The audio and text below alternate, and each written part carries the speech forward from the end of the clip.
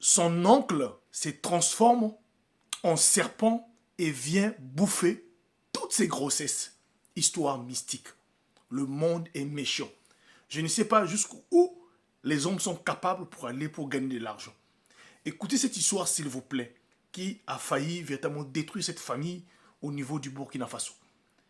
Alors, c'est l'histoire qui m'a été racontée par Kadi. Kadi a grandi dans un milieu où son père et sa mère, de leur famille, étaient vraiment des familles nobles, où étaient des grands commerçants. Donc, elle manquait absolument rien du tout. Jusqu'à ce qu'elle ait atteint un âge donné où elle a été aussi épousée par un homme commerçant aussi là-bas au Burkina Faso. Tout allait bien. Sauf que depuis que Kadi s'est mariée, elle n'est jamais tombée enceinte, même des retards. Elle a tout fait. Elle n'est jamais tombée enceinte. Et elle se plaignait. Son mari se plaignait à chaque fois. Kadi est allé voir des marabouts, des marabouts, des marabouts partout. Et on a fait toutes les méthodes. Elle n'est jamais tombée enceinte. Elle a consommé des tisanes, elle a fait tout, jamais du tout. Voilà. Donc, elle disait qu'elle attend que Dieu puisse agir. Mais, chaque fois, chaque mois, chaque année, Kadi recevait toujours les présents d'un de ses oncles qui s'appelait Youssouf, qui lui envoyait vraiment des présents. C'était vraiment le frère de son père qui lui envoyait des présents de temps en temps. Alors, cette dernière, elle se battait, elle voulait coûte que coûte avoir un enfant. Elle a tout fait. Voilà un jour où, après seulement 5 ans de vie ensemble avec son mari, elle se retrouve enceinte. Kadi était très contente. C'était une très grande nouvelle. Alors elle décide donc d'annoncer ça à son père, sa mère, et c'est parti dans toute la famille. Son mari aussi était content. Son mari même, quand son mari est rentré de voyage, son mari était obligé d'organiser une petite fête à l'honneur de cela. Et alors seulement, voilà, la grossesse a commencé à évoluer le premier mois, le deuxième mois. Au troisième mois, un jour le soir, au moment que Kadi était en train de dormir, vers 2 heures du matin, voilà, elle fait un rêve où elle est en train de voir chez elle dans la maison un serpent, un gros serpent boa était en train de rentrer de la maison et le serpent est venu vers elle, elle n'avait plus de la force et ensuite le serpent a disparu.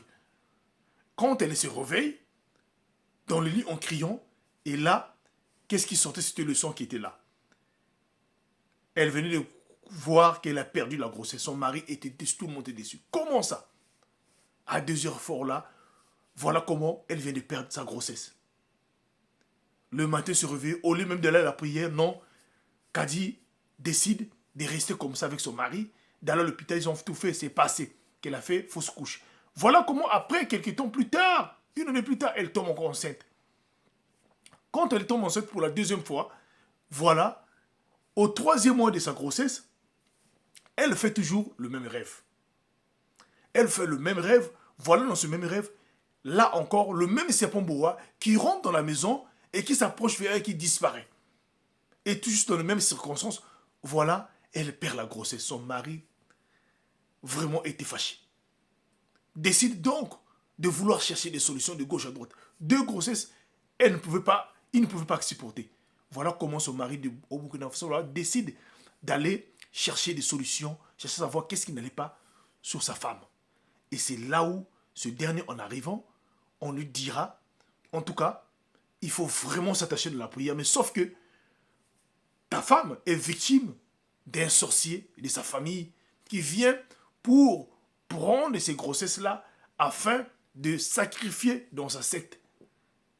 Voilà comment son mari voulait savoir il s'agissait de qui bel et bien. Le gars dira, tu viendras ici avec ta femme, je vous le dirai à haute voix avec ta femme et je vous dirai ce qu'il faut faire. Voilà comment les deux, le lendemain, le mari de Kadi sont repartis là-bas pour aller voir le monsieur. Le monsieur leur dit non, c'est ton oncle. Tu as un oncle qui s'appelle Youssouf. Il dit oui, c'est lui qui est à l'origine de cela. Le serpent que tu vois là, c'est ton oncle-là. Car il est dans une secte et donc il est censé à chaque fois de sacrifier des enfants. Et quand tu tombes enceinte pour la première fois, tu as publié cela. Donc, depuis ce jour-là, ton oncle Youssouf te surveille de près. Mais dis, mais comment il me surveille? Dit, oui, il te surveille de près parce que chaque fois, tu as remarqué, chaque mois, il vient te donner des présents, de l'argent, parfois beaucoup de choses chez toi à la maison. Il dit oui, c'est avec ça qu'il te surveille à chaque fois. De l'argent qu'il te donne là, des présents qu'il te donne là. Quand tu lui mets ça chez toi à la maison, ça veut dire que ta maison et tout ce que tu fais, tu es au contrôle de lui. Ils étaient dépassés. Ils étaient dépassés. Et le gars leur dit, vous rentrez à la maison, je n'ai rien à faire, mais vous rentrez à la maison, vous priez, allez voir votre imam, allez voir l'imam, allez voir l'autre là, et vous allez prier, demandez les prières, et vous allez voir, cela va s'arrêter. Voilà comment Kadi, en revenant, vont aller chercher une solution pour aller voir l'imam, expliquer l'imam ce qu'on les a dit, et ils vont se mettre dans la prière pour que ces choses-là puissent s'arrêter.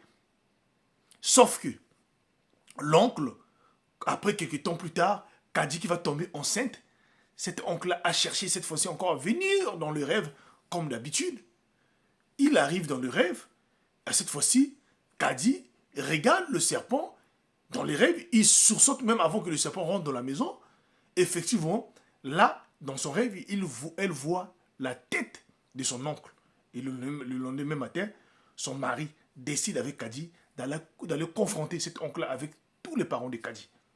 Et l'histoire a été réglée entre les parents et de dire à son oncle-là d'arrêter. Et c'est depuis ce jour-là, Kadi avait aussi décidé de ne plus prendre les présents de son oncle et aussi de ne plus parler des situations de la famille auprès de sa propre famille. Alors, faites attention. Vous savez une chose, à travers des choses qu'une personne peut vous partager, la personne peut créer un lien avec vous sans que vous puissiez vous rendre compte. Le fait qu'il va prendre l'argent, vous donner, ou des trucs à manger que vous allez garder, ou des trucs, des objets que vous allez garder chez vous à la maison, c'est comme vous créez un lien et que cette personne-là peut vous contrôler à distance. C'est comme des antennes que la personne vient installer chez vous, ou des caméras, sans que vous puissiez vous rendre compte. C'est ce qui a fait que Kadi puisse être contrôlé de près à chaque fois quand elle avait des situations. Faites attention, mais surtout priez sans cesse. Alors moi, je vous dis une chose, pour ceux qui me regardent partout dans le monde, priez sans cesse. Et je vous dirai de tout mon cœur que Jésus-Christ vous soutienne. Que ceux qui ont besoin d'avoir des enfants, confiez-vous à Jésus, priez sans cesse et vous verrez ce que Dieu ferait de vous. Que Dieu vous bénisse. C'était votre frère HPH, l'homme à plusieurs histoires. Priez sans cesse. Merci.